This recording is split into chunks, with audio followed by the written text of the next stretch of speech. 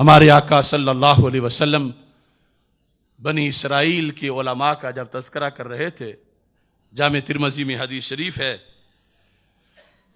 فرمایا پہلے وہ بڑے مبلغ تھے، بڑی تابڑ توڑ سخت تقریریں کرتے تھے، لیکن جب معاشرے میں رد عمل آیا کہ اس کے اور کوئی کام ہی نہیں، علماء کے اعصاب ڈھیلے ہوئے کہ رہنا ہم نے بھی اسی معاشرے میں ہے،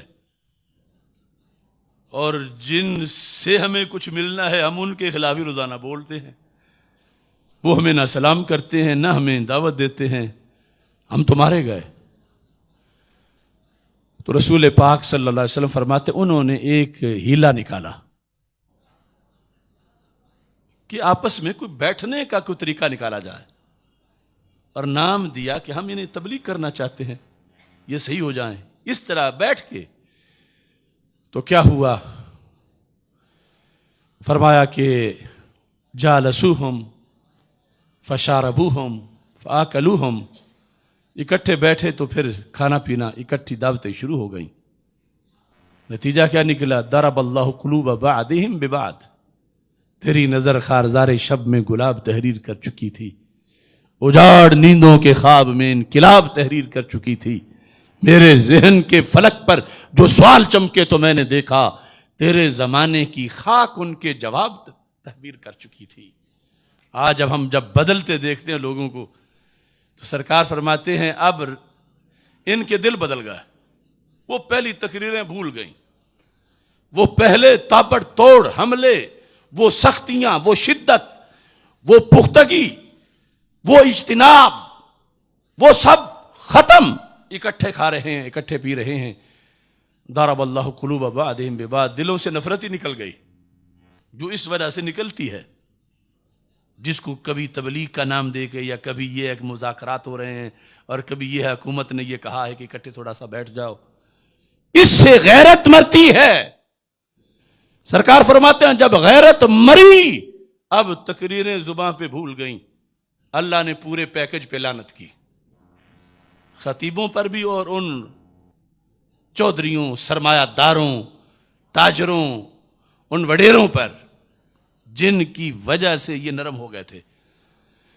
یہ تقریر جب ہمارے آقا صلی اللہ علیہ وسلم فرما رہے تھے تو ٹیک لگا کے بیٹھے ہوئے تھے، اتنے میں پھر اپنی امت یاد آئی تو میرے آقا علیہ السلام نے ٹیک چھوڑ دی،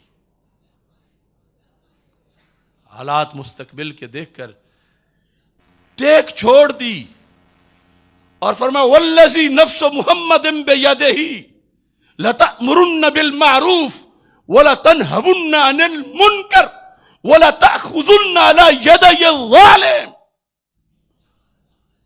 میری امت کے علماء اور میری امت، مجھے اس رب کی قسم جس کے قبضہ قدرت میں میری جان ہے، تم تو بنی اسرائیل کے خطیبوں کی طرح نہیں نہ کرو گے، تم تو ایسا نہیں نہ کرو گے۔ یہ دو طرح کا جملہ ہے، یعنی ایک خبر دی کہ نہیں کریں گے، جو قیامت تک نہ کرنے والے بھی رہیں گے، اور دوسرا کہ کبھی ایسا نہ کرنا پھر لعنت ہوگی۔ اور لَتَأْتِرُنَّ عَلَى الْحَقِّ أَطْرًا وَلَتَقْصُرُنَّ عَلَى الْحَقِّ قَصْرًا۔ اطرا کہتے ہیں پنجابی میں جب کوئی چیز واپس نہ مڑتی ہو، بن کے پیچھے کر دو، زبردستی بن کے پیچھے موڑ دو۔ فرمایا اگر برا تمہارے جملوں سے باز نہیں آ رہا، اس کو اس کے ہاتھ موڑ کے پیچھے ہٹاؤ، اس کی ہڈیاں ٹوٹ جائیں۔ وَلَتَأْخُذُنَّ عَلَى يَدَيِ الظَّالِمِ، اس کے دونوں ہاتھ پکڑ لو پہلے۔ اب یہ کس کا فریضہ ہے؟ چوری کھانے کے وقت مسلک اعلی حضرت، قربانیوں دینے کے وقت تعویلیں،